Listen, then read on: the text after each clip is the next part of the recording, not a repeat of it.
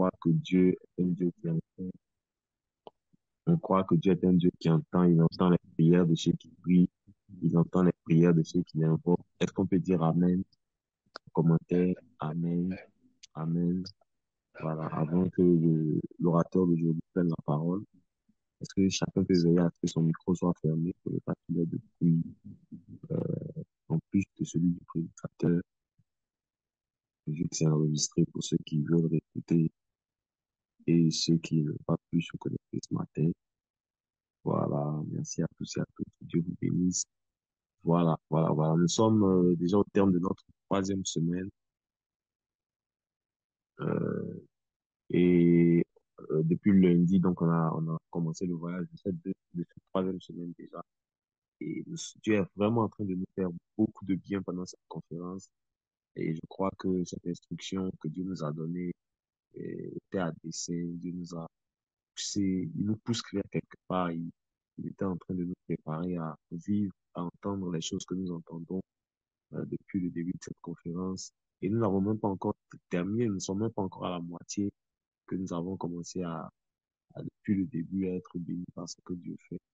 Et je vais rendre grâce à Dieu pour la vie de chacun. Je crois que Dieu ne permettra pas que nous sortions d'ici avec le même feu, avec la même intensité de flamme sur notre flambeau, et que Dieu puisse faire de nous des flammes de feu, comme il en fait pour ses serviteurs, afin de nous envoyer embraser dans les nations, emmener le feu du réveil, le feu de la vie de Dieu, partout où Dieu nous envoie. Amen.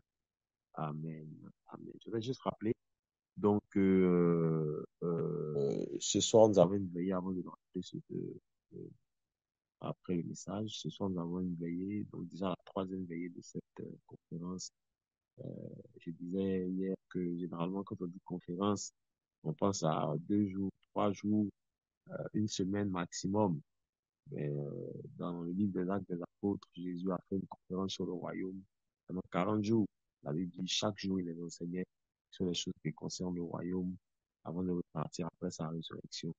Et, et nous sommes dans une grande conférence de 50 jours. Et c'est pour ça qu'il faut rester connecté à tous les messages que nous partageons le dimanche, en semaine, les soirs, pendant les veillées. En tout cas, faisons ce que nous pouvons. Quand on manque, c'est sur YouTube.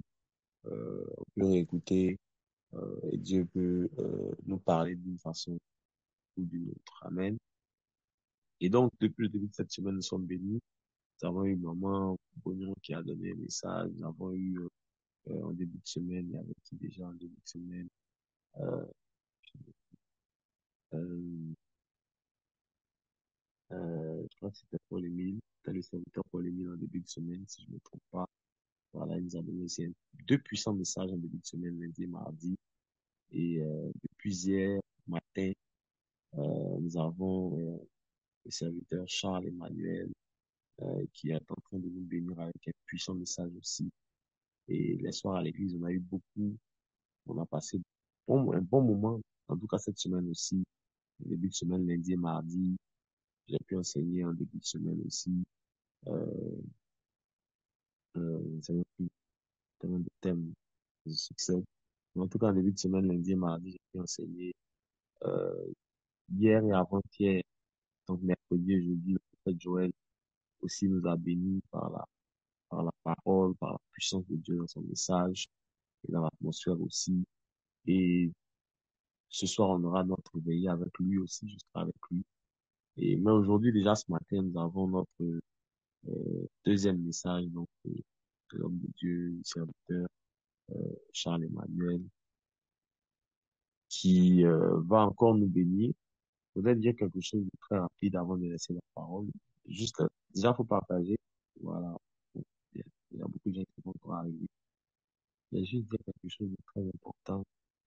C'est que quand nous écoutons ces messages-là, il ne faut pas juste les écouter juste comme avec des habitudes. Il faut entrer dans le fait que nous sommes dans une conférence, pardon, nous sommes dans une conférence et que Dieu a réservé quelque chose de spécial. Tout ce que Dieu nous dit chaque jour, tous les matins, sur appel est important. Mais quand Dieu nous convoque spécialement à une conférence avec un thème, avec une orientation précise, on sent dans ce que Dieu est en train de faire depuis le début que Dieu a une direction et il nous envoie. C'est pour ça qu'en écoutant les messages, écoute-les, pas avec une oreille habituée, pas avec ton oreille de 5 ans de conversion, 10 ans, 15 ans de conversion, 20 ans, 30 ans de conversion. Non, écoute, écoute ça avec un esprit renouvelé, avec un esprit disposé à entendre ce que Dieu veut dire pour cette saison-là particulièrement. Pourquoi est-ce que tu m'as appelé? Pourquoi est-ce que tu m'as convoqué spécialement avec une conférence sur le réveil? Qu'est-ce que tu veux nous dire de plus? Qu'est-ce que tu veux ajouter à ce que j'ai? Ne sois pas, ne sois pas fixé. Parce qu'il y a beaucoup de gens, par exemple, qui disent, ah oui, pourquoi quand le réveil, c'est ça, c'est pas ça. Non, Dieu veut te dire des choses que tu ne sais pas aussi. Dieu veut ajouter à ce que tu sais. Dieu veut compléter, il veut rajouter, il veut renforcer. Donc, faut ouvrir ton esprit. Il faut pas venir écouter comme quelqu'un qui sait, comme une femme qui sait déjà, un homme qui sait déjà. Non, ouvre ton esprit, laisse Dieu te parler et Dieu augmenter à la science que tu as, à la sagesse que tu as déjà. Et je crois que lorsqu'on écoute euh, l'homme de Dieu, le serviteur de Dieu qui va parler, Dieu rajoute toujours quelque chose à notre science, il rajoute toujours quelque chose à ce que nous savons. Il a une très bonne façon de dire les choses que Dieu lui dit. Parce qu'une chose est de savoir, d'entendre Dieu, mais une autre chose est de pouvoir parler de la part de Dieu. Donc, il entend Dieu, mais il sait aussi rendre les choses que Dieu lui dit. Il sait exposer, il sait présenter, il sait transmettre. Et ça, c'est une grâce, c'est une faculté d'écouter quelqu'un et de sortir avec quelque chose de nouveau, avec un bagage, avec un nouveau dépôt. Et Dieu lui a fait grâce. Et je suis très fier de lui. Et je crois que Dieu ne fait que commencer les grandes choses qu'il s'apprête à faire avec lui. Je suis connecté, enfin, il est connecté à mon ministère depuis plusieurs années déjà. Je me rappelle qu'une année, longtemps en arrière, j'avais prophétisé sur lui. On était à une conférence et depuis plusieurs années déjà, on est connecté et depuis quelque temps, il fréquente mon assemblée. Il fait partie de notre église, de notre famille et nous sommes très, très, très fiers. On l'aime beaucoup à l'église, on est très fiers de lui et je sais que Dieu va faire de grandes choses avec lui, s'il vous plaît. Nous avons le privilège de le recevoir, de l'écouter. Aujourd'hui, Dieu ne l'a pas encore élevé comme quelqu'un de connu, de grand, d'important. Nous avons le privilège de l'écouter, de l'entendre. Et très souvent, les mêmes grâces qui travaillent quand Dieu élève quelqu'un, ce sont ces mêmes grâces-là qu'on travaille quand il était inconnu. Le même David qui avait couru après des loups dans la forêt, c'est le même là qui a lancé sa pierre. La même fronde, c'est la même fronde qu'il utilisait dans la forêt. Euh, c'est la même fronde qu'il a utilisée devant Goliath publiquement. Et nous voulons bénir Dieu pour sa fronde là. Il a cette fronde là aujourd'hui à la main. Et on a le privilège de le voir sur APL utiliser cette fronde alors qu'elle n'a pas encore tué des Goliaths. Je voudrais, s'il vous plaît, que nous puissions célébrer, recevoir la vie de mon fils, son ministère et son message ce matin. Recevons le serviteur Charles Emmanuel pendant qu'il vient nous bénir ce matin encore par un puissant message. Mon fils, tu as toute la parole, toute la place, pardon. Vas-y. Merci, papa. Oh, gloire à Dieu. Gloire à Dieu. Est-ce que quelqu'un est content de se trouver dans la présence du Seigneur ce matin encore, afin qu'il nous parle, afin qu'il nous aiguise, afin qu'il nous transforme? Yes. Je rends grâce à Dieu, c'est toujours un privilège pour moi, un grand honneur et un grand plaisir d'être là, déjà de pouvoir suivre tout ce que le Seigneur est en train de faire depuis le début de cette conférence. Je suis convaincu que nous tous ici, le Seigneur, depuis le début, le Seigneur ne fait que nous tailler, ne fait que rajouter à notre coupe. Le Seigneur ne fait que nous remplir, ne fait que nous transformer, nous préparer particulièrement à ce qu'il s'apprête à faire. Et je veux bénir le Seigneur pour cette grande conférence à travers laquelle il nous fait beaucoup de bien. Je veux bénir le Seigneur pour tous les orateurs également. Mais je veux surtout bénir le Seigneur pour la vie de notre Père. Notre Père. Hier, je le disais, depuis que je l'ai rencontré, depuis que je l'ai connu, ma vie a changé. Ma façon de comprendre les choses, ma manière de percevoir les choses ont vraiment, vraiment, vraiment, vraiment changé. Aujourd'hui, si j'ai cette faculté-là de percer certaines choses, de comprendre certaines choses, si mon esprit a pu être paramétré d'une certaine manière, je rends grâce à Dieu, je rends grâce au Seigneur par le Saint-Esprit qui fait toutes choses. Mais le Saint-Esprit se sert d'un canal afin de pouvoir m'aiguiser. Et ce canal-là, c'est la voix de mon Père. Si mon esprit est paramétré tel qu'il est aujourd'hui, c'est parce que j'ai abusé. J'ai abusé des messages, j'ai abusé de la parole, j'ai abusé, c'est des années de contemplation, c'est des années, des années, des années. Et c'est une grande bénédiction pour nous. Nous avons vraiment la grâce et le privilège de l'avoir avec nous, de l'avoir avec nous. Euh, c'est un, c'est un panneau indicateur, comme je le disais hier, de ce que le Seigneur s'apprête à faire. Et nous croyons que cette conférence qui est organisée là est un signe annonciateur de ce que le Seigneur s'apprête à faire dans notre époque, en cette saison. Et je voudrais que vous m'aidiez à à joindre nos mains ensemble dans les commentaires pour honorer la vie de notre Père, le prototype d'une multitude, le premier-né, le premier d'entre plusieurs, l'apôtre de la Révolution. Merci pour tout, papa. Je t'aime très fort. Nous t'aimons, t'aimons. Et, yes. Acclame le Seigneur. Acclame le Seigneur. Acclame. C'est ça, c'est ça. Et les flammes, les cœurs. Yes. Alors, ce matin encore, le Seigneur nous fait la grâce de nous retrouver pour partager ces instants. Je voudrais que de là où tu es, tu prennes 2 minutes pour parler à Dieu. Parler à Dieu, la main droite sur le cœur. Seigneur, est-ce que tu peux commencer à parler à Dieu? Shabbat, skepedebelegedepa. On peut activer les micros juste pour ces 2 minutes.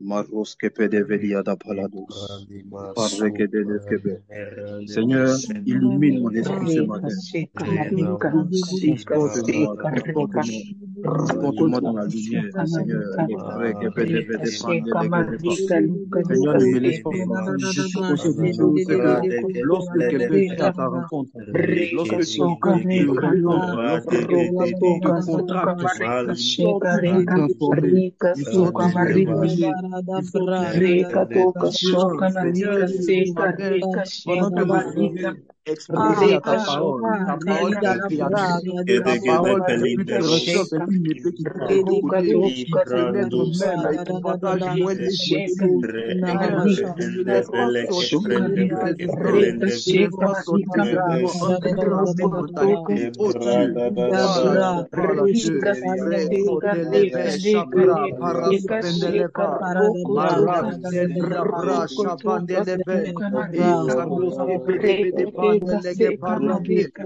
Seigneur, que ta rika parole ce sheka matin rika me shoka conduise à être roko un puissant toka instrument de tuka lumière tuka afin de tuka pouvoir naviguer dans la phase de cette saison. Rokotoka Seigneur, ne me marika laisse sheka être à Blekede l'écart. Pelende rika Pelende tuka Pelende marika De Marokedeva, Braina rokotoka Regesu tuka Pandeleve, marika Saba, roka Maratone sheka marika Levendele rika Barosipande, sheka marika tuka Regesu Pande rokotoka Palia, tuka marika Maredegede, Marosevedia Gaba, in in Bretatu, Indela Rakatuka suka marika deka reka Regedegedegedegedegepo. deka suka marika deka Maradeve Shabra de reke Bashitalia deke seka Ikandele marika Paliado Sababa rokotoka suka Baba marika Lebre. reka sheka marika Au nom de Jésus. rokotoka Père suka éternel, merci marika pour ces instants. rika sheka. Merci pour ces instants, Papa. Amen. Merci parce que tu t'apprêtes à relâcher encore ta gloire ce matin. Oh Dieu, fertilise nos cœurs, fais de nos cœurs de bonne terre. Surtout parle à travers moi. Parle à travers moi. Ne me laisse pas dire moins. Ne me laisse pas dire plus. Donne-moi de dire exactement ce que tu aurais dit ce matin à ma place si tu étais là en chair. Glorifie-toi ce matin, que l'onction coule et surtout transporte-nous dans les règnes de la lumière afin de pouvoir être transformés en ton image en cette saison pour faire ta volonté. Béni sois-tu pour ce que tu fais ce matin. Que toute la gloire te revienne au nom puissant de Jésus. Disons un point Amen. Amen, amen, amen, amen. Amen, amen. Ok. Alors, si quelqu'un est là, tu mets, je suis prêt. Je suis prêt. Je suis prêt, je suis prête. Et on y va. Je suis prêt, je suis prête. Je suis prêt, je suis prête. Les bravos que des je suis prêt, je suis prête. Je suis prêt, je suis prête. Yes. Je suis prêt, je suis prête. Ouais. Ok, on y va. Hier, hier, le Seigneur nous a fait la grâce euh, de nous parler particulièrement. Nous avons parlé euh, de la base de ce que Papa a dit. Nous avons dit que euh, Papa avait parlé du fait que j'ai commencé, suivez-moi bien. Papa avait dit que sur la base du verset de Psaume 42, verset 8, tout est vague et tout est flot, pas sur moi. Et papa avait dit que le dernier réveil, donc, qui arrive, va se manifester, va rassembler toutes les vagues, va rassembler toutes les vagues en même temps, toutes les vagues qui ont pu se manifester dans les saisons qui nous ont précédés, dans les saisons auparavant. Toutes ces vagues vont se rassembler. Et nous nous sommes appuyés sur ça pour dire que, effectivement, ces vagues vont se manifester tout ensemble. Elles vont se manifester, elles vont s'articuler autour d'un esprit. L'expression de ces vagues-là vont se manifester dans une certaine dynamique. Cette dynamique-là qui va constituer donc la ligne directrice, qui va constituer, si vous voulez, la vision dans laquelle ces vagues-là vont opérer. Et nous avons dit que cette vision-là, cet esprit-là, autour duquel ces vagues allaient se manifester, c'était le fardeau de Dieu, la raison pour laquelle Jésus-Christ a établi l'Église, qui est donc d'amener son règne, son influence sur la terre à travers les colonisateurs que nous sommes. Je crois donc que je m'adresse à un colonisateur ce matin, je m'adresse à un colon ce matin qui va posséder son domaine d'activité, qui va posséder son environnement, qui va amener la culture, qui va paramétrer, structurer son environnement selon les valeurs du ciel. Quelqu'un me dit Amen. Et la deuxième chose que nous avons dit aussi, nous avons dit que euh, nous sommes donc, les chrétiens que nous sommes, les membres du corps de Christ que nous sommes en réalité une assemblée, l'assemblée qui provient, qui descend de la lignée, qui fait partie de la lignée du dernier Adam. Donc nous sommes les derniers Adam qui ont été suscités en remplacement des premiers, qui ont perdu donc l'image de Dieu et qui ont perdu la capacité à accomplir le dessein originel de Dieu, qui est donc d'amener son règne sur la terre. Nous sommes c'est Adam-là, cette race qui a été suscitée en remplacement des premiers, afin de pouvoir euh, reprendre donc et manifester, accomplir le projet de Dieu, et d'amener son royaume sur la terre. Ce matin, nous voulons continuer sur la même lancée, toujours dans l'esprit, dans l'esprit et sous l'onction de notre Père, partager des choses importantes ce matin. Et nous allons donc lire la parole. Ce matin, donc le thème, le thème que j'ai abordé s'intitule La dernière vague. Un peu écrit La dernière vague. La dernière vague. Psaume 42, le verset 8. Le verset qu'on doit connaître même par cœur. On va connaître par cœur. Je lis. Un flot appelle un autre flot au bruit de tes ondées. Toutes tes vagues et tous tes flots passent sur moi. Amen. Le deuxième et dernier texte que je veux lire, que je veux proposer, c'est Actes des Apôtres, chapitre 3. Actes des Apôtres, chapitre 3, du verset 1er au verset 8. Actes des Apôtres, chapitre 3, verset 1er au verset 8. Je lis donc la parole de Dieu. Pierre et Jean montaient ensemble au temple à l'heure de la prière. C'était la 9e heure. Il y avait un homme boiteux de naissance qu'on portait et qu'on plaçait tous les jours à la porte du temple appelé la Belle, pour qu'il demandât l'aumône à ceux qui entraient dans le temple. Cet homme voyant Pierre et Jean qui allaient y entrer, leur demanda l'aumône. Pierre, de même que Jean, fixa les yeux sur lui et dit, regarde-nous. Et il les regardait attentivement, s'attendant à recevoir d'eux quelque chose. Alors Pierre lui dit, je n'ai ni argent ni or, mais ce que j'ai, je te le donne. Au nom de Jésus-Christ de Nazareth, lève-toi et marche. Verset 7. Et le prenant par la main droite, il le fit lever. Le prenant par la main droite, il le fit lever. Au même instant, ses pieds et ses chevilles devinrent fermes. D'un saut, il fut debout et il se mit à marcher. Il entra avec eux dans le temple, marchant, sautant et louant Dieu. Que Dieu bénisse sa parole. Wow. Euh, Écoutez-moi très bien, je vais commencer à aller avec vous. Essayer d'aller doucement, pour qu'on puisse se comprendre. Alors, vous savez, la Bible relate des faits historiques et chronologiques. Donc, lorsqu'on lit la Bible, lorsqu'on lit les textes, les différents écrits, euh, on voit, on est en contact avec des événements qui se sont produits dans le temps, des événements qu'on peut situer chronologiquement parlant. Amen. Mais la puissance avec la Bible, avec cette parole-là, la parole de Dieu, c'est que, en fait, derrière les écrits, dans les écrits, il n'y a pas seulement des événements chronologiques, il n'y a pas seulement des faits historiques, mais ces écrits sont un portail qui mène vers des réalités spirituelles. Jésus pouvait dire, mes paroles sont esprit et vie. Donc, en réalité, derrière les Écritures, derrière ces écrits, il y a des réalités spirituelles puissantes. Ce qui fait que la Bible n'est pas un livre simple, n'est pas un livre simplement de récits, de contes, d'histoires, mais c'est un livre qui a une portée prophétique.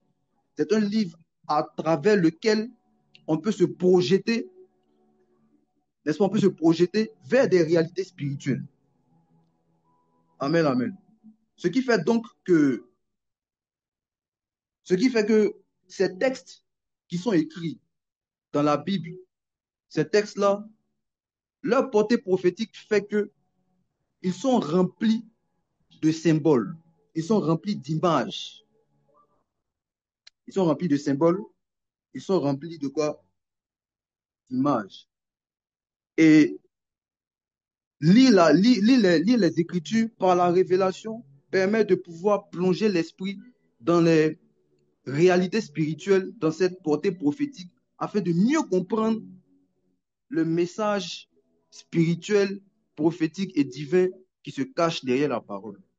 Et donc ce matin, je veux vous amener à, si vous voulez, effectuer, porter une étude, un regard prophétique sur ce texte, sur ce passage de Actes des Apôtres, le chapitre 3 que nous venons de lire, sur cette situation qui s'est produite avec Pierre et Jean, ainsi que le boiteux.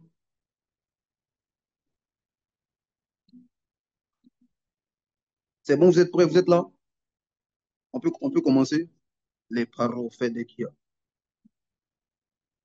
les paradokapande. Ok, dis-moi avance. Dis-moi avance. Alors, nous sommes en Actes des Apôtres du chapitre 3. Avant Actes des Apôtres du chapitre 3, situation, contexte rapide. On a Actes des Apôtres chapitre 1. Jésus promet, le Seigneur promet le Saint-Esprit, la puissance qui va arriver pour faire des apôtres, des disciples, des témoins qui vont parcourir Jérusalem et tout ça jusqu'aux extrémités de la terre. Actes des Apôtres chapitre 2. Les apôtres, les disciples vont se retrouver dans la chambre haute, commencer à prier, à soupirer après cette promesse. Le Saint-Esprit va descendre. Le Saint-Esprit va descendre. Pierre va prendre la parole, encore Pierre va s'exprimer, 3000 convertis. Et dans cet élan missionnaire, donc, on se retrouve en Actes des Apôtres, le chapitre 3, où il y a une scène qui va nous être représentée. Pierre et Jean vont se rendre au temple, comme d'habitude, à la 9e heure, à l'heure de la prière, et ils vont retrouver un boiteux. Ce boiteux-là, ce boiteux n'est pas posé n'importe où.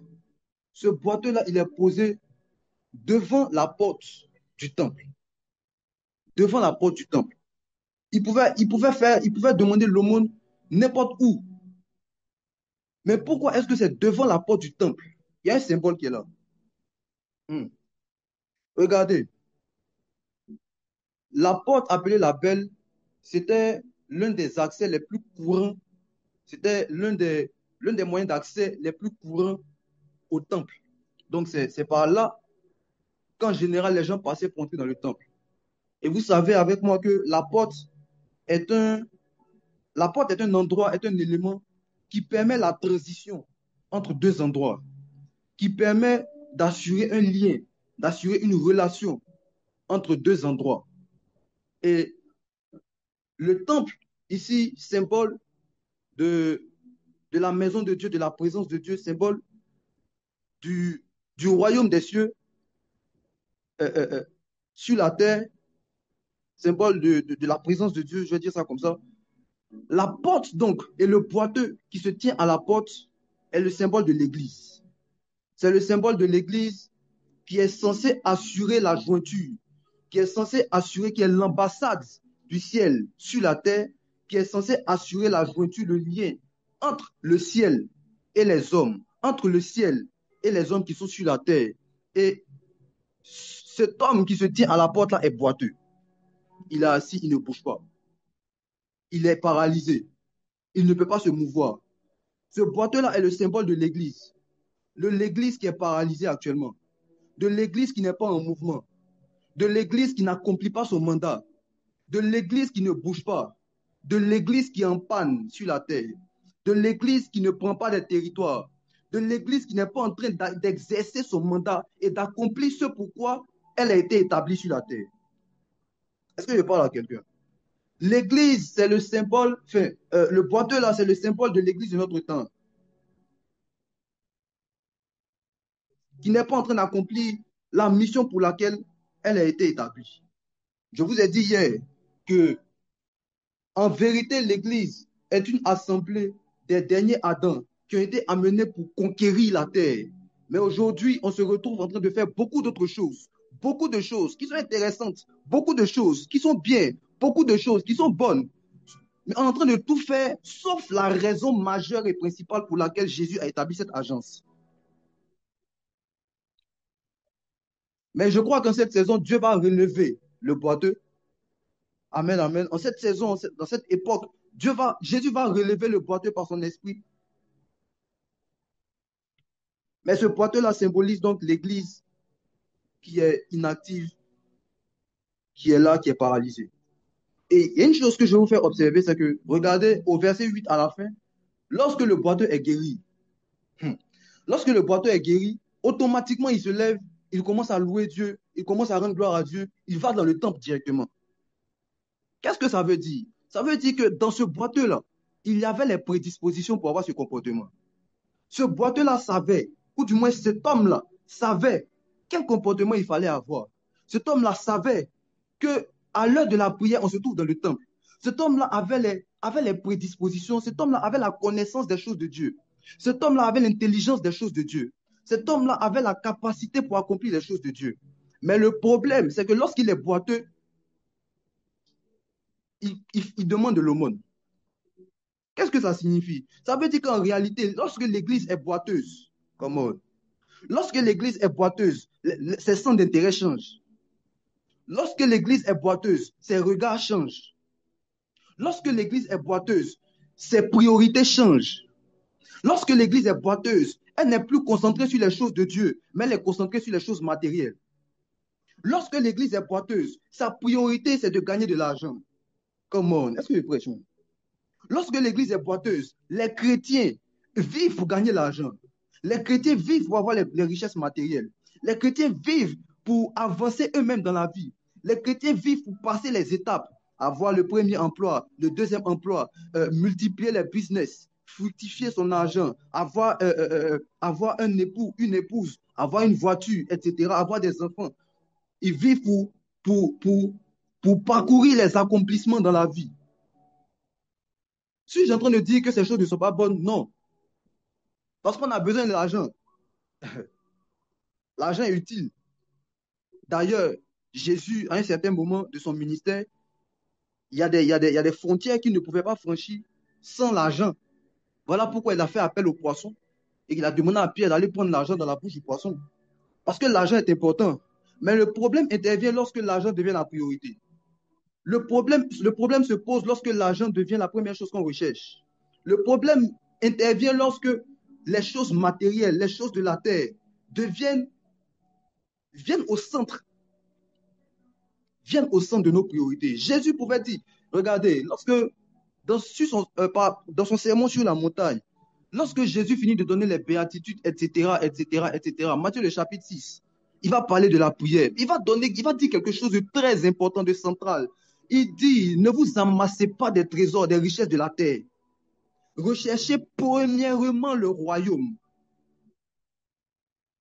Parce que les chrétiens, l'Église, les derniers Adam que nous sommes, ce qui doit être prioritaire dans nos têtes, c'est l'accomplissement des desseins de Dieu sur la terre. C'est de faire descendre le royaume sur la terre. C'est de manifester la culture du ciel sur la terre. C'est d'influencer notre environnement. C'est de dominer, c'est de conquérir nos territoires, les territoires dans lesquels nous sommes implantés pour la gloire de Dieu. C'est ce qui doit être notre priorité. C'est à ça qu'on doit penser prioritairement. C'est à ça qu'on doit penser majoritairement. Jésus a dit que ces richesses seront données par-dessus, ça vient après. Mais ce qui doit être le centre, ce pourquoi on doit vivre, c'est le royaume. Quelqu'un écrit, je dois vivre pour le royaume. Je dois vivre pour le royaume. On doit vivre pour le royaume. On doit vivre pour le royaume. On doit vivre pour le ciel. On doit vivre pour accomplir les choses du ciel sur la terre. C'est pour ça que nous sommes sur la terre. Hein. C'est pour ça que nous sommes là. Mais le problème, c'est que lorsque l'Église est boiteuse, les chrétiens commencent à chercher l'argent.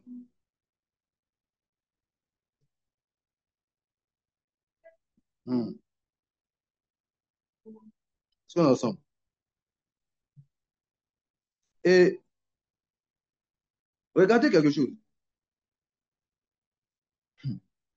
Qu'est-ce qui a rendu l'église là boiteuse? Enfin, qu'est-ce qui a rendu le jeune homme boiteux?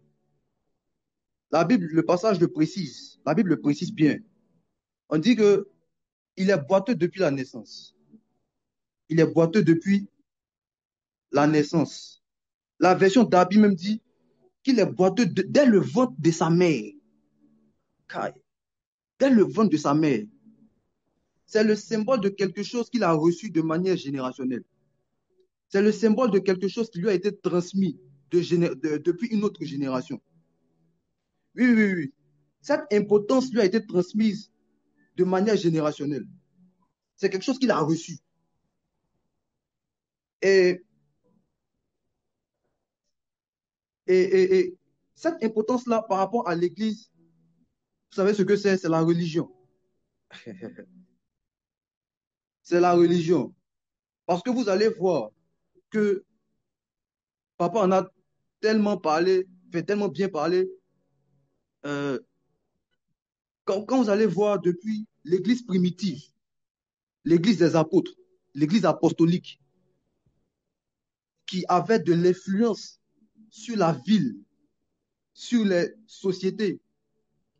Quand vous allez voir après cette église-là, il y aura l'avènement de l'église, donc l'église romaine, qui va faire du christianisme une religion d'État. Mais entre ça et la réforme protestante, et même jusqu'à l'église de nos jours, vous allez voir que la dynamique d'impacter la société a disparu, ou du moins a disparu en majorité, ou du moins a disparu en majorité.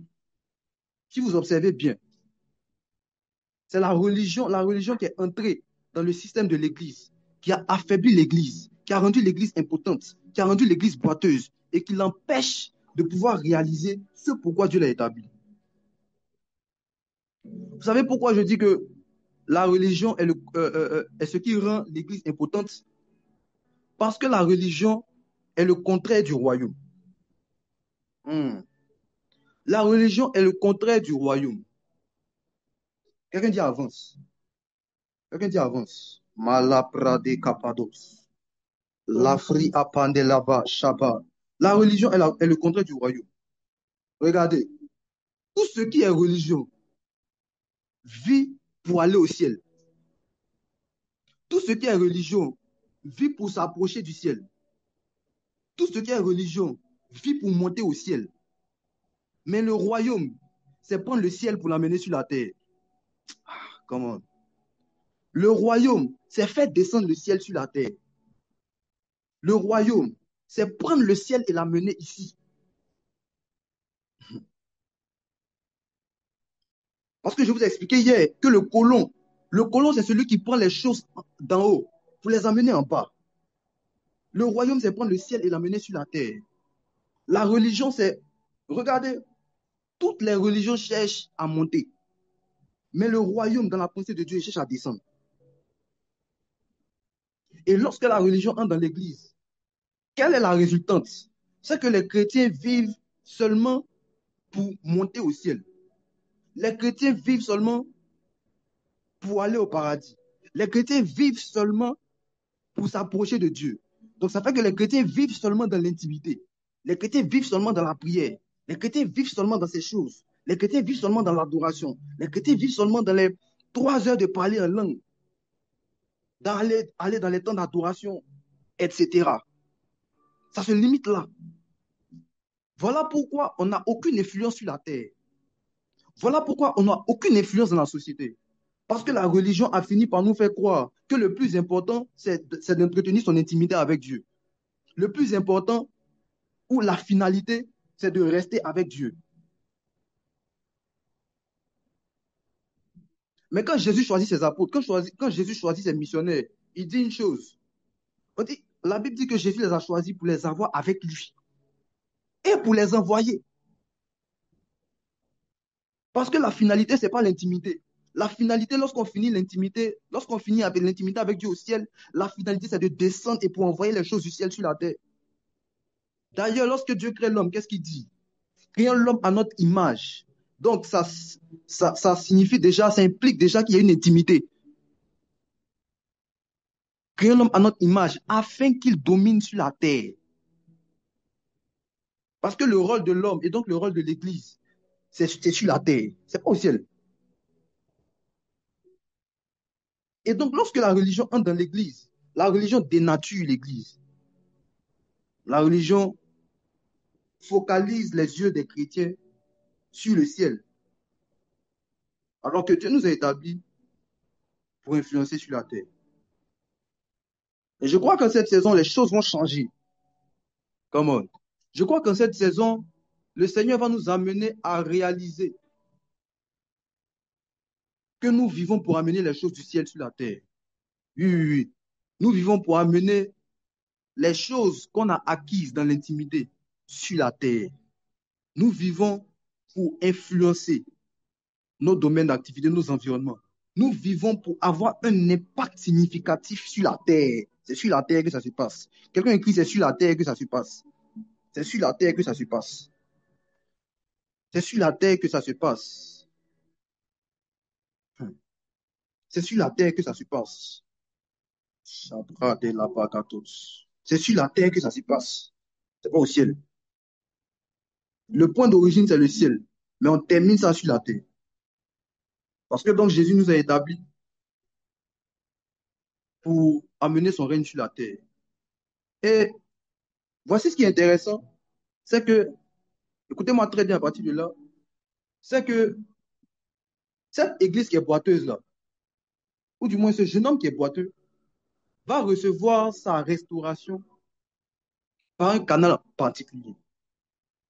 La Bible dit que pendant qu'il est assis, tout le monde passe, tout le monde passe, tout le monde le dépasse, tout le monde passe, tout le monde le dépasse. On passe, on le regarde, on le dépasse. Mais il y a 2 personnes qui sont arrivées. Comment? C'est à ce moment-là qu'il a reçu sa restauration. La Bible dit que Pierre et Jean sont ceux qui ont restauré le poitou. Pierre et Jean, donc, sont le symbole de l'apostolique. Pierre et Jean sont le symbole de l'apostolique et du prophétique. qui vont à la rencontre de cette église qui est boiteuse. Pierre et Jean sont le symbole de l'apostolique et du prophétique, qui vont à la rencontre de cette église qui a perdu sa capacité à dominer sur la terre. Pierre et Jean sont le symbole de l'apostolique et du prophétique, qui viennent à la rencontre de cette église impotente, qui n'est pas en mouvement. Cette église qui a perdu l'exécution, la dynamique de son mandat. Cela nous révèle que le mandat de l'église, la dynamique réelle et originelle de l'église, telle que pensée par Jésus, telle que façonnée dans la pensée de Jésus, telle que façonnée dans les pensées, dans les cœurs, dans le cœur de notre Seigneur, ne sera restaurée que par l'apostolique et que par le prophétique.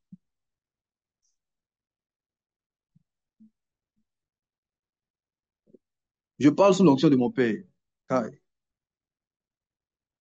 par l'apostolique et par le prophétique. Et je dirais même par l'apostolique, parce que comme papa a dit, tout ce qui est apostolique est prophétique également. C'est impossible d'être apostolique sans être prophétique. Ces deux sciences travaillent ensemble. D'ailleurs, Pierre et Jean sont des apôtres. Quelqu'un écrit l'apostolique et le prophétique. Je vais commencer à aller un peu vite. L'Église ne retrouvera son essence, sa dynamique et son mandat que lorsqu'elle sera en contact important avec l'apostolique et le prophétique. Voilà pourquoi en cette saison, pour que l'Église se réveille, il y aura l'intervention ou la prééminence de l'apostolique. Maintenant, regardez comment Pierre et Jean ont guéri le boiteux. Ça, c'est des détails très importants que je vais vous expliquer. Comment est-ce que Pierre et Jean ont guéri le boiteux? Il y a eu plusieurs choses qui se sont succédées. La première chose, c'est que Pierre et Jean arrivent et ils demandent aux boiteux de les regarder. Ah, Pierre aurait pu arriver et puis tendre la main directement, et puis déclarer sur lui directement, et puis poser une action sur le boiteux directement. Mais lorsqu'il arrive, il donne une instruction prophétique au boiteux. Il dit, regarde-nous. Et le boiteux le regarde. Le boiteux les regarde. Le mot regarder, en grec, c'est blepo. Blepo signifie avoir le focus sur, fixer ou porter son attention sur. Hein? Fixer ou porter son attention sur, avoir son focus sur. Mais au-delà du regard des yeux, au-delà de l'attention qui est portée sur quelque chose à travers les yeux, d'ailleurs, les yeux sont, sont la fenêtre de l'esprit. Donc, ce n'est pas juste avoir le focus par les yeux seulement. Les yeux, là, c'est une image. C'est la perception avec l'esprit. C'est la perception spirituelle. C'est la perception avec l'esprit. C'est la compréhension avec l'esprit. Parce qu'en fait, ce que ça signifie, c'est que la première chose, la toute première chose qui va relever l'Église, c'est le retour aux fondamentaux. C'est le retour à la perception de l'apostolique et du prophétique. C'est la compréhension des choses de l'apostolique et du prophétique. C'est la compréhension de l'apostolique. Oui, je reprends ça. La première chose qui va ramener l'Église à s'éveiller, c'est la perception de l'apostolique. Parce que c'est uniquement écoutez-moi très bien s'il vous plaît, c'est uniquement lorsque l'Église est apostolique qu'elle a la capacité d'accomplir son mandat. C'est uniquement lorsque l'Église fonctionne dans une dynamique apostolique qu'elle exerce son mandat. C'est la raison pour laquelle l'apôtre Paul le précise clairement. Il dit que l'Église a été établie sur le fondement des apôtres et des prophètes. Euh, je crois dans Corinthiens, dans Éphésiens, il dit premièrement, Dieu a établi premièrement les apôtres. Pourquoi premièrement les apôtres? Parce que premièrement, Képhale, Dieu établit les apôtres comme la tête. Dieu établit les apôtres comme le centre de direction. Dieu établit les apôtres comme la tête pensante. Dieu établit les apôtres comme l'origine. En parlant d'apôtres, comme papa le dit très souvent, il ne s'agit pas forcément d'apôtres euh, euh, euh, de ministère ou d'hommes de Dieu apôtres, mais de la science apostolique. Dieu établit donc la science apostolique comme celle qui doit gouverner. Parce que la tête, c'est elle qui gouverne le corps. C'est la tête qui donne les instructions au corps. Le corps se bouge, se mobilise en fonction des instructions que la tête donne. Donc, lorsque Paul nous explique que Dieu établit premièrement les apôtres, l'apostolique, ça signifie qu'en fait, la pensée qui doit gouverner, c'est la pensée apostolique. Ce n'est pas la pensée évangélique, ce n'est pas la pensée pastorale, ce n'est pas la pensée doctorale, c'est la pensée apostolique. Euh, L'homme de Dieu, Rick Joyner, a dit comme ça dans son ouvrage The Apostolic Ministry. Il a dit, il dit une église, l'église sans l'apostolique, ou l'église sans les apôtres, c'est comme une église, c'est comme une équipe de football sans coach. Je reprends. Il dit l'église sans les apôtres, c'est comme une équipe de foot sans coach. Ça veut dire que l'équipe a les capacités, l'équipe a les individualités. L'équipe, il y a plusieurs, il y a les défenseurs, il y a les milieux, il y a les attaquants, etc., les gardiens, etc. Mais le coach est celui qui indique la stratégie à l'équipe. Le coach est celui qui indique comment est-ce que les déplacements des joueurs doivent être coordonnés. Le coach est celui qui indique le mouvement que l'équipe doit effectuer. Le coach est celui qui indique donc la stratégie. Le coach est celui qui coordonne. Le coach est l'indicateur du mouvement. Comment est-ce que l'équipe doit se comporter? C'est le coach qui fait. Ça signifie donc que dans l'église, comment est-ce que l'église doit opérer? Comment est-ce que l'église doit se mouvoir? Dans quelle dynamique est-ce que l'église doit être? C'est guidé par l'apostolique. Toutefois que l'apostolique n'aura pas la première place, l'église n'accomplira jamais son mandat. Parce que lorsque Jésus établit son église, Matthieu le chapitre 16, il parle à Pierre. Tu es Pierre et sur cette pierre, je bâtirai mon église. Le roc sur lequel l'église est établie, est fondée, c'est l'apostolique. Et les chrétiens doivent avoir la compréhension de ces concepts, de ce concept. Il est temps que, est-ce que l'évangélique est mauvais? Non. Est-ce que le pastoral est mauvais? Non. Est-ce que le doctoral est mauvais? Non. Mais tous ces éléments-là, toutes ces sciences trouvent leur utilité, trouvent leur place réelle lorsqu'elles sont sous l'apostolique, lorsqu'elles sont dans une dynamique apostolique. Est-ce qu'on est ensemble? C'est la raison pour laquelle dans cette saison, comme papa l'a annoncé, il y aura le retour de l'apostolique. Et ceux qui ne comprennent pas le mouvement de Dieu vont être tout simplement éjectés du mouvement. Parce que nous sommes à une saison où l'Église retourne à ses origines, retourne à son mandat, à sa forme, à son essence originelle. Et donc, il faut que nous tous qui sommes ici, nous ayons la conception, la compréhension des choses de l'apostolique. Nous ayons une pensée apostolique. Nous ayons un cœur apostolique et prophétique, afin de pouvoir nous mouvoir selon la pensée de Dieu. Est-ce que quelqu'un peut écrire en commentaire We are apostolic? We are apostolic. We are apostolic. Parce que ce qui a permis au We are apostolic. Quelqu'un peut l'écrire I am apostolic. We are apostolic. I am apostolic. Parce que ce qui a permis au boiteux de retrouver l'usage de ses jambes, c'est Pierre et Jean. Je continue rapidement. Donc, il va demander au boiteux de les regarder. Après, il va dire, je n'ai pas d'or. Je n'ai ni or ni argent. Au nom de Jésus-Christ, lève-toi et marche. Parce que ce qui doit résoudre le problème de l'Église, le problème d'importance de l'Église, ce n'est pas l'argent. Ce ne sont pas les choses, c'est pas les choses matérielles. Ce ne sont pas les richesses matérielles. Mais c'est une parole apostolique. C'est un enseignement apostolique. C'est une dynamique apostolique. Troisième chose qui va se produire. Écoutez-moi très bien, s'il vous plaît. Troisième chose qui va se produire, c'est que la Bible précise ceci.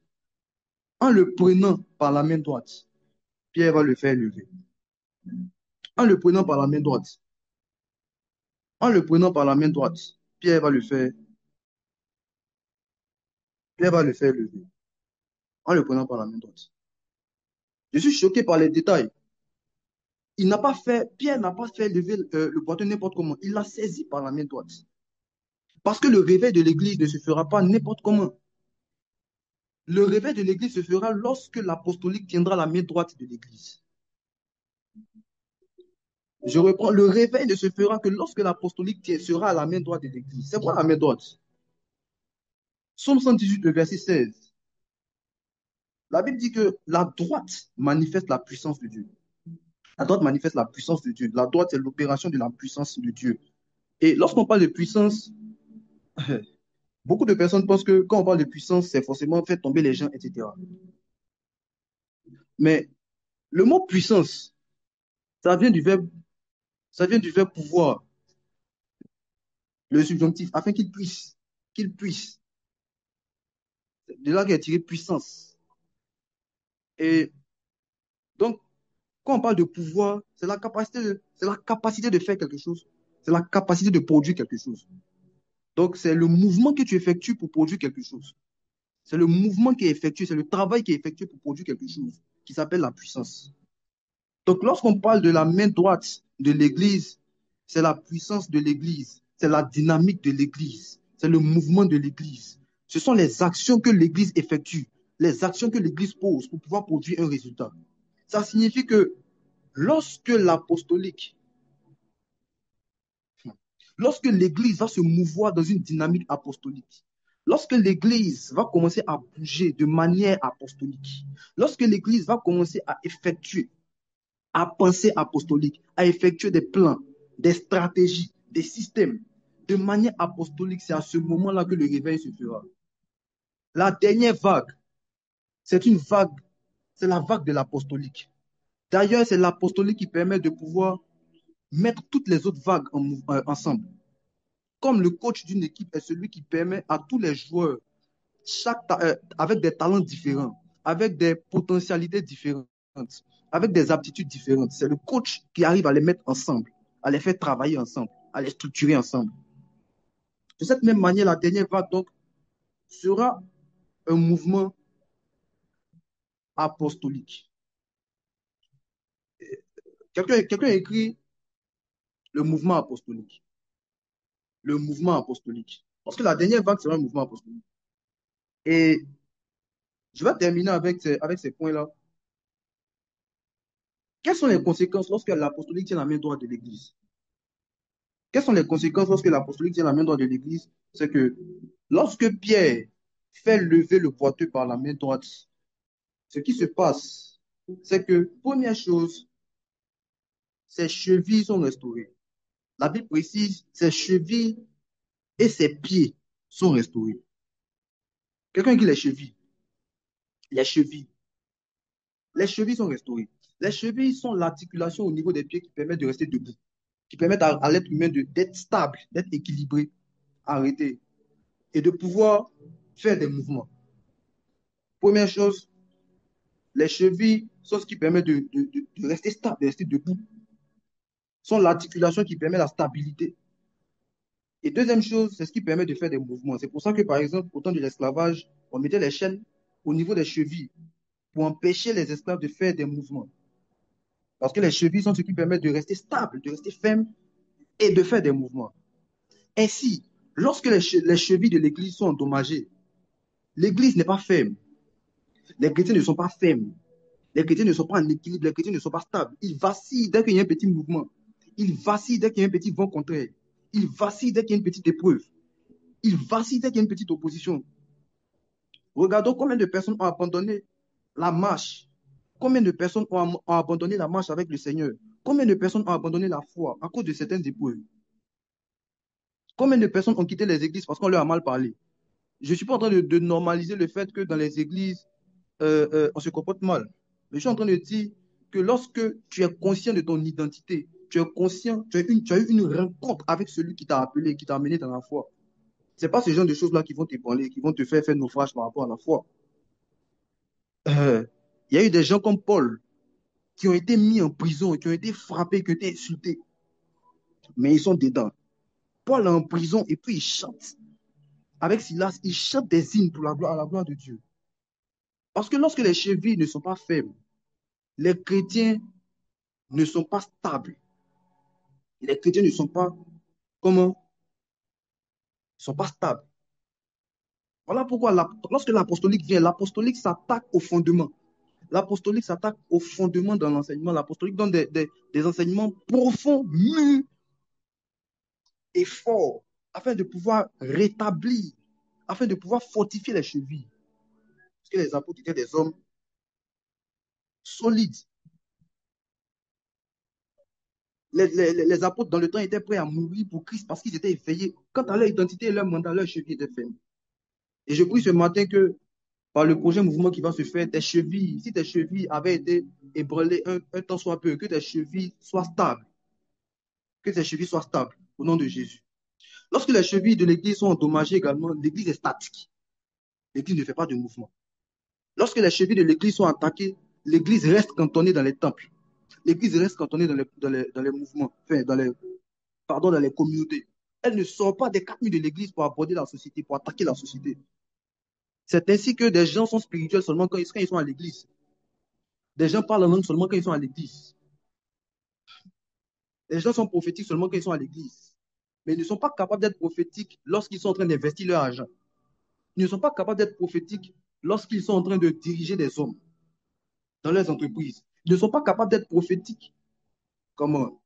Ils ne sont pas capables d'être prophétiques dans leurs activités professionnelles et quotidiennes. Lorsque les chevilles de l'église sont endommagées, les choses de Dieu restent à l'église. Mais en cette saison, Dieu restaure les chevilles de l'église afin que les chrétiens, nous sortions avec les choses spirituelles de Dieu pour les manifester sur la terre et dans la société. Les chevilles de Jésus n'étaient pas endommagées, c'est la raison pour laquelle il était capable de manifester un miracle dans un domaine d'activité qui s'appelle la pêche. Comment? Que Dieu restaure nos chevilles. Je vais rapidement, je vais à la fin. La Bible dit que les pieds également, les pieds ont été restaurés. Les pieds sont le symbole de la domination. Josué, le chapitre 1, le verset 3, tout lieu que foulera la plante de ton pied, je te le donne. Ou je te l'ai donné. Parce que les pieds sont le symbole de la domination. Hier, j'ai parlé du marche-pied. Ce sur quoi tu mets les pieds, tu le domines. Et lorsque les pieds de l'Église sont endommagés, elle ne domine pas. Elle ne conquiert pas de territoire. Elle ne règne pas. Elle est toujours à la queue. Elle est toujours en bas. Elle n'est pas en position d'influence. Euh, euh, euh, Regardez dernièrement ce qui s'est produit avec euh, euh, lorsqu'on a tous appris que les mesures que l'État voulait prendre par rapport à l'Église, c'est à ce moment-là que les gens ont commencé à réaliser qu'on doit prendre d'assaut tel domaine d'activité. Il doit y avoir des chrétiens ici, il doit y avoir des chrétiens dans les sphères d'influence, il doit y avoir des chrétiens à la direction.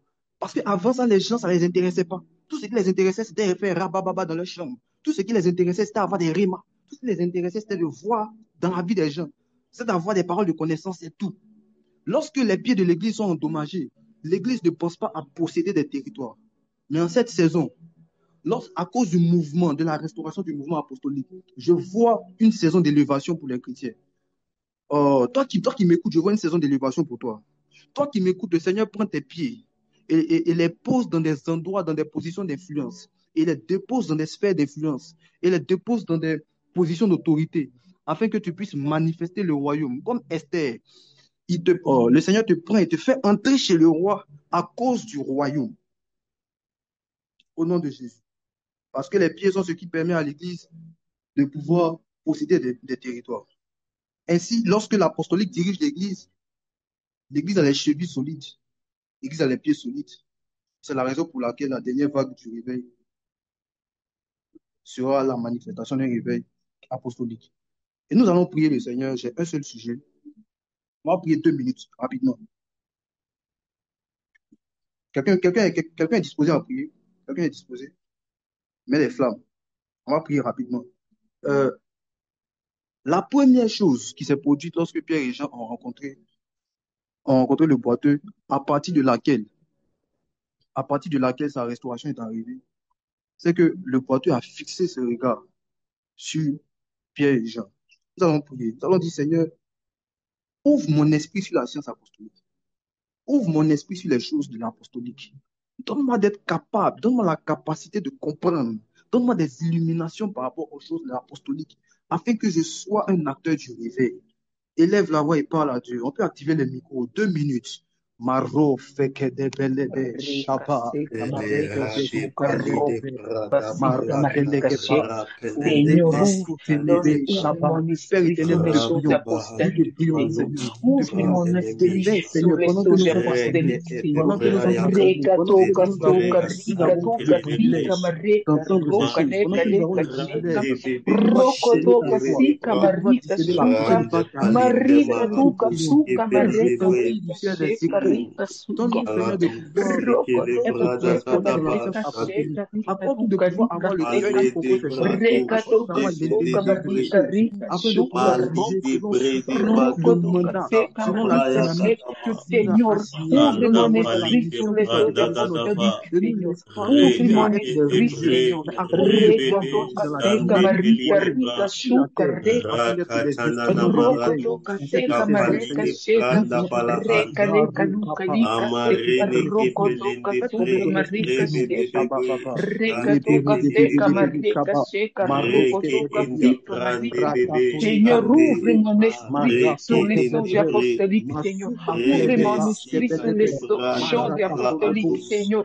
Maraba. Qui veut donc Reketo qui auront des kasuka illuminations? marika leka Qui veut leka donc sheka. qui auront des vues étrangères Rokoto kaseka après ces marika instants? Qui veut sheka. donc qui auront la force Mareka de bloquer seka par rapport leka aux choses de loka leka l'apostolique? Le seka Seigneur va leka. commencer à Ouvre ouvrir mon les esprits. esprit, Le Seigneur, Seigneur va sur les commencer choses à expliquer les apostoliques, choses. Seigneur. Le Seigneur va Ouvre commencer à mon esprit transformer la sur les conception, choses la apostoliques, compréhension de Seigneur. quelqu'un par rapport aux Explique-moi choses les de Dieu, choses, par Seigneur rapport aux choses de apostolique, l'Église, Seigneur. par rapport même aux Ouvre choses de mon la Bible. esprit Oh, sur les choses Marabakapa. Il y a apostoliques, une Seigneur. onction qui travaille. Rekete Il y a une onction kasuka qui est marika déversée. Il y a roko une tuka onction qui est suka déversée. marika. Reçois-la. Reka loka Masapra luka luka kapande. shuka Shabra rekete leka katapaya. seka Merci marika. Seigneur pour ta grâce. Roko toka seka marika. Merci pour ces Et instants nom bénis. de Jésus, Merci pour Seigneur. ces instants bénis. Merci, Seigneur. Merci pour ces instants bénis. Merci. Reka sheka Au nom marika. de, Amen. au nom de Jésus. Jésus. Merci Père pour ces Jésus. instants. Merci, merci pour ta grâce.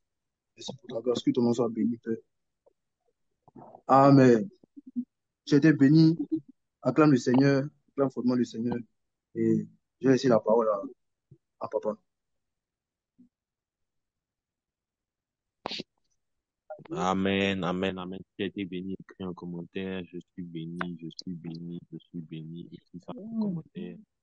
Écris un commentaire. Je suis béni, je suis béni. Je suis béni, je suis béni. Si Dieu t'a béni ce matin par ce message, écris je suis béni, je suis béni. Écris un commentaire. Je suis béni. Alléluia. Que Dieu bénisse son serviteur. Que Dieu bénisse ce message-là dans nos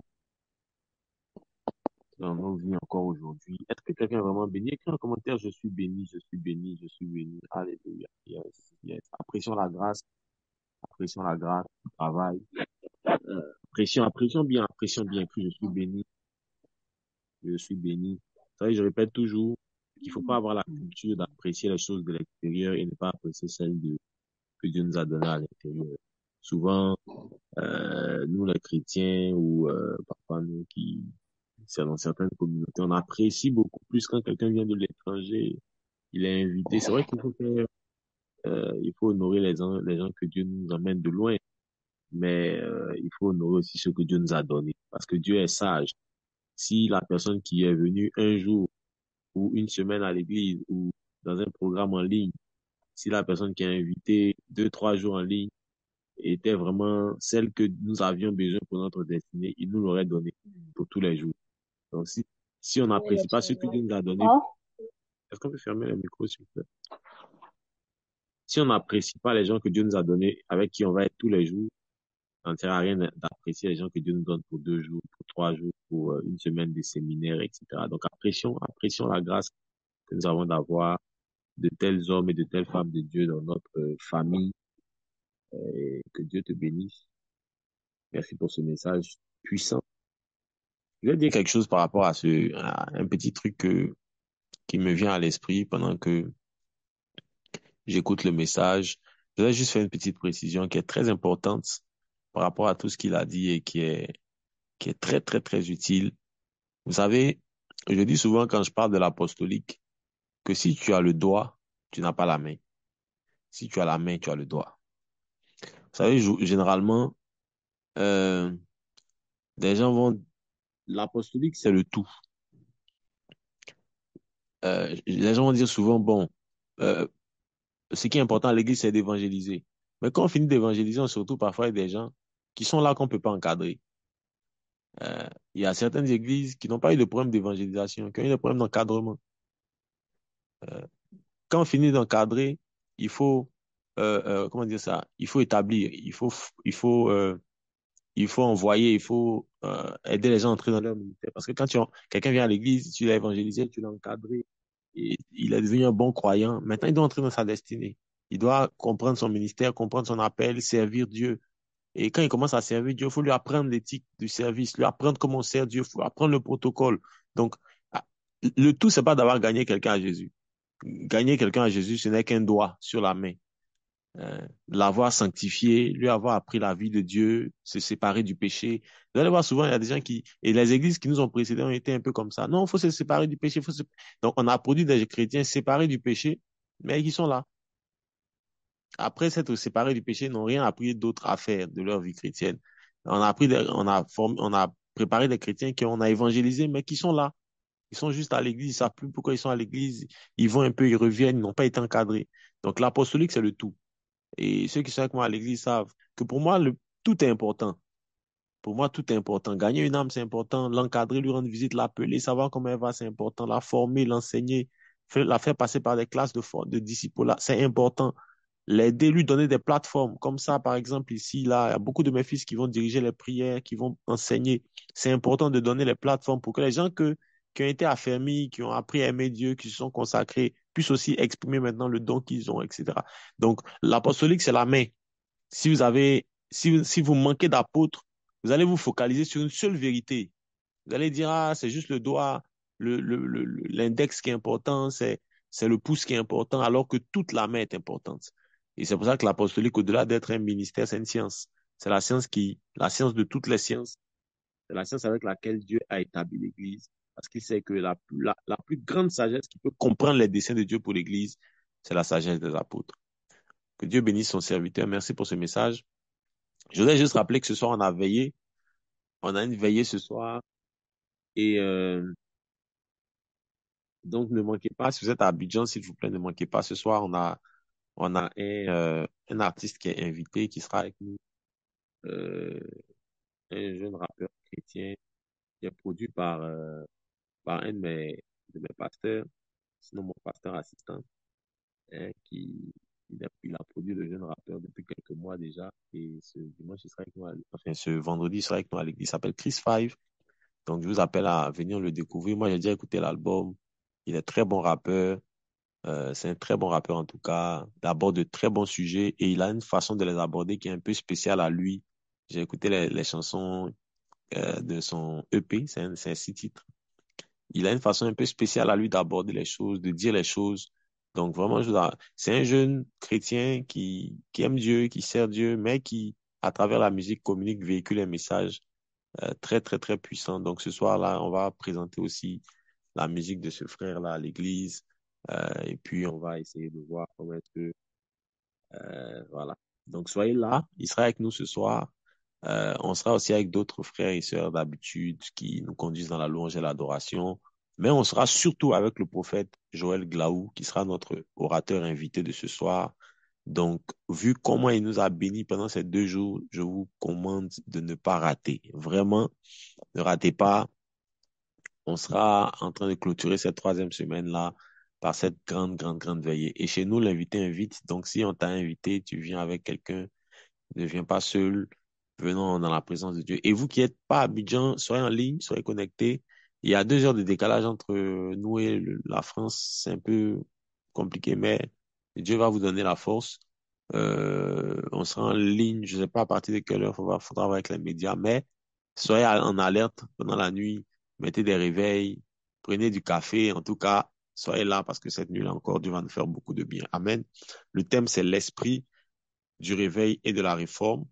Je vais enseigner aussi, le prophète va enseigner et nous allons être bénis par cette 3e veillée. Voilà, que Dieu vous bénisse. Avant de terminer, on est vendredi, donc je vais donner l'opportunité à tous ceux qui sont connectés là maintenant de pouvoir faire une offrande.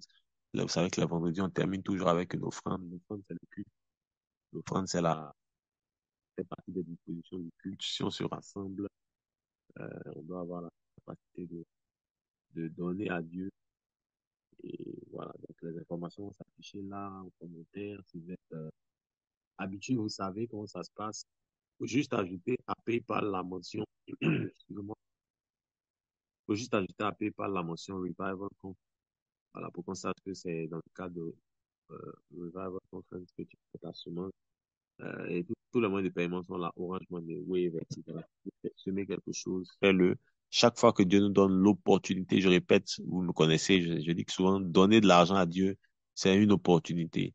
Dieu ne demande pas notre argent juste pour qu'on porte des costumes, qu'on s'habille, non, Dieu demande notre argent pour que nous aussi, il puisse se servir de ce qu'il nous donne pour faire avancer le royaume de Dieu sur la terre.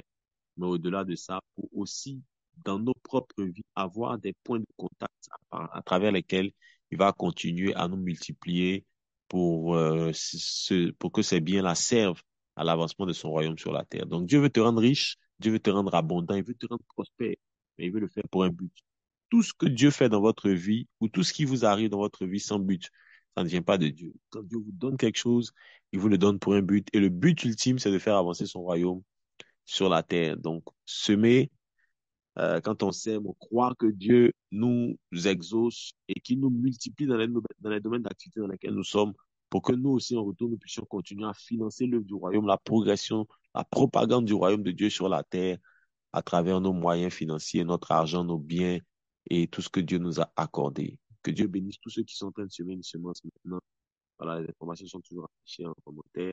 Que Dieu bénisse ici et aussi à l'écran aussi. Que Dieu bénisse tous ceux qui déposent quelque chose comme une semence qui honore Dieu dans sa parole, qui font ce que Dieu demande en semant quelque chose. Que Dieu bénisse vos finances, vos activités, vos maisons, vos projets. Que Dieu ne laisse pas que vous déposiez une semence en vain. Que Dieu ne laisse pas que vous semez sur APN ou dans cette conférence en vain. Que Dieu permette que cette semence de ce vendredi soit un point de contact. Tu as un sujet de prière à cœur, tu étais venu pour qu'on prie pour quelque chose. Connecte-toi à cette semence. En semant, dis à Dieu, Seigneur, cette semence est un point de contact à travers lequel, pardon, tu vas toucher ce point de prière que j'avais, tu vas toucher ce fardeau que j'ai en ce moment. Tu es là avec une inquiétude, un doute, tu es là avec une peur, il y a quelque chose qui t'inquiète, il y a quelque chose que tu veux voir Dieu faire, qui a un délai pressant, alors que tu sèmes cette semence, que Dieu l'utilise comme un point de contact pour aller toucher quelque chose dans ta vie, comme un point de contact pour aller régler un fait, régler, fixer une affaire dans ta vie, que Dieu se souvienne de toi, que Dieu exauce ta maison, que la farine et le mou, que le blé et que l'huile ne manque jamais dans ta maison, que Dieu accorde que ta grenier ne soit pas vide, que tes enfants ne meurent pas de faim, que tu laisses un héritage à tes enfants et aux enfants de tes enfants. Quand semant cette semence, Dieu puisse trouver un argument de plus pour fermer la bouche de l'accusateur, de Satan et de ses démons. Qu'à travers cette semence, Dieu puisse s'appuyer sur ça pour que tes petites graines deviennent de grands arbres, tes arbres auxquels vont s'abriter des générations. Que Dieu te donne suffisamment parce qu'il connaît ton cœur, il connaît ta capacité à donner pour les choses qui lui appartiennent. Que Dieu te donne suffisamment, qu'il te fasse confiance avec beaucoup de richesse. Je dis confiance parce que quand Dieu te donne, c'est pour que tu donnes, c'est pour que tu sois un pilier, un soutien pour faire progresser l'œuvre de Dieu sur la terre et pour faire du bien à ta famille et à tes proches. Je prie que Dieu te donne pour que tu sois une source de bénédiction parce que tu n'as pas de mal à libérer, que Dieu n'ait pas de mal à te donner aussi. Je te bénis, je bénis tes mains, elles ne seront pas sèches, que dans cette saison où les gens manquent, que dans cette saison où les gens se plaignent, que dans cette saison et dans le pays dans lequel tu es, où la conjoncture, les difficultés socio-économiques, professionnelles sont en train de ravager. Toi, tu es dans un régime différent. Toi, à cause de ce que tu opères selon des lois différentes, selon les lois du royaume, selon les lois de la semence et de la moisson, parce que tu es dans une administration différente, tu es dans un gouvernement différent, que Dieu fasse des choses différentes avec toi. Au nom de Jésus, au nom de Jésus, au nom de Jésus. Je refuse, en tant qu'autorité établie ici, que Dieu ne laisse quelqu'un semer sans récolter en retour. Que la main de Dieu soit avec toi. Au nom de Jésus, nous prions. Amen, amen, amen. Que Dieu vous bénisse. Que Dieu bénisse nos semences. Que Dieu bénisse nos offrandes et nos semences. Alléluia. Alléluia. Alléluia.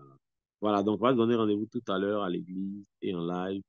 21 heures déjà, on a commencé, donc soyons prêts, soyons là tôt. Dieu va nous faire du bien. Invitez le maximum. Prenez les familles, les amis, les parents, les frères. Touchez quelqu'un et venons ensemble dans la présence de Dieu. Dieu va nous faire du bien. Voilà. Si vous avez un témoignage aussi, il y a des messages qui vous bénissent, Dieu fait quelque chose dans vos vies, vous voulez rendre témoignage, écrivez au numéro de téléphone qui sont en train de s'afficher là en ce moment sur l'écran. Et puis, dites-nous juste, je vais témoigner, Dieu m'a fait du bien, ne serait-ce que par un message. Le témoignage, c'est pas seulement quelque chose de matériel que Dieu vous donne, mais par un message, Dieu a débloqué quelque chose dans mon esprit. Dieu m'a reconnecté à lui. À travers un message, Dieu m'a remis dans les chemins de la sanctification, dans les chemins de la crainte de Dieu. À travers un message, Dieu m'a fait comprendre l'importance, sa volonté. Je me suis recentré sur les choses essentielles. Vous voulez rendre témoignage, en tout cas, écrivez au numéro WhatsApp là, et au premier numéro surtout. Et on va pouvoir prendre votre témoignage aussi et bénir Dieu pour ces 50 jours. Je veux dire qu'on clôture ces 50 jours avec la venue du prophète Romano qui arrive à Abidjan dans quelques semaines déjà. En début de mois prochain, il sera là pour clôturer cette conférence et on va clôturer dans la gloire. On va clôturer dans la gloire parce que ce sera un week-end de clôture intense, intense. Il vient avec son équipe. Donc, ils font le déplacement. Nombreux, ils viennent de Bruxelles. Il y a quelqu'un qui m'avait demandé, apôtre, est-ce que je peux venir à Abidjan dans cette période? Vraiment, si vous avez à cœur de venir, on sera très heureux de vous recevoir parce que le prophète aussi vient. Il vient avec son équipe. Euh, il vient avec son équipe pour cette grande clôture le 6, le vendredi 6 à la veillée, le dimanche 8 à l'église avec notre culte de Pentecôte. Et probablement, on va vous confirmer ça lundi au plus tard, probablement le lundi 9 juin également, pour une grande action de Pentecôte avec le prophète. Certainement, on va vous confirmer ça si Dieu nous permet de fixer tout avant lundi. Que Dieu vous bénisse donc. Rendez-vous ce soir. Bon week-end à tous et à tous. Bonne journée de travail. Que Dieu vous garde avec vous. Ah oui, on a aussi l'école. Merci aux médias. On a aussi l'école. Demain, on a le deuxième cours. Excusez-moi. Demain, on a le deuxième cours euh, de l'école du réveil. Donc, ceux qui sont inscrits, ceux qui sont déjà inscrits, demain, on se retrouve à partir de 17h GMT. Si vous n'êtes pas encore inscrit, il y a encore la possibilité d'être inscrit, de prendre le temps d'apprendre certaines choses. Je répète aussi, pour ceux qui sont appelés au ministère, il y a des ressources importantes qu'il faut avoir. Ne vous contentez pas de lire la Bible. Ne croyez pas, ne faites pas l'erreur de croire que on peut lire la Bible, méditer et puis faire son ministère avec. C'est pas possible. On a besoin de ressources, d'équipements. On a besoin de transmission de données, de ressources. Et donc, ces écoles-là sont importantes. On ne les fait pas pour de l'argent, on les fait parce que il y a des bagages à transmettre, il y a des ressources à communiquer, à libérer. Et parfois, nos plateformes de dimanche, d'église, de culte ne permettent pas de faire tout ça. Et donc, on crée des plateformes à chaque fois qu'il y a l'opportunité pour pouvoir libérer, transmettre. Euh, voilà. Et donc, l'inscription est payante pour des raisons que vous savez, logistique, ça demande, voilà, on est sur Internet, on est connecté, Internet c'est payant, on est sur des ordinateurs, etc. Donc, tout ça, c'est de la logistique qui nécessite parfois de l'entretien, du renouvellement de matériel. Parce que j'entends parfois des gens dire, ah oui, Jésus a donné gratuitement, il faut donner gratuitement. Jésus, il était assis à même le sol avec ses disciples face à face. Il pouvait donner gratuitement. Nous, on est sur Zoom, on est sur des caméras, on peut pas donner gratuitement. On est obligé de faire en sorte que certains coûts soient amortis pour qu'on puisse continuer à le faire, continuer à le faire de mieux en mieux d'ailleurs. Donc, l'école est payante. Il y a la possibilité de payer en plusieurs fois pour que ce soit accessible à la plus grande partie. Donc, n'hésitez pas. Demain, on aura déjà notre deuxième cours. Tout le mois de mai, on est ensemble tous les samedis. On profite de cette vague de réveil pour enseigner, pour communiquer ces messages-là, ces formations importantes sur le réveil. Que Dieu vous bénisse là. C'est le vrai au revoir. Bonne journée. Et puis à ce soir. Allez, ciao.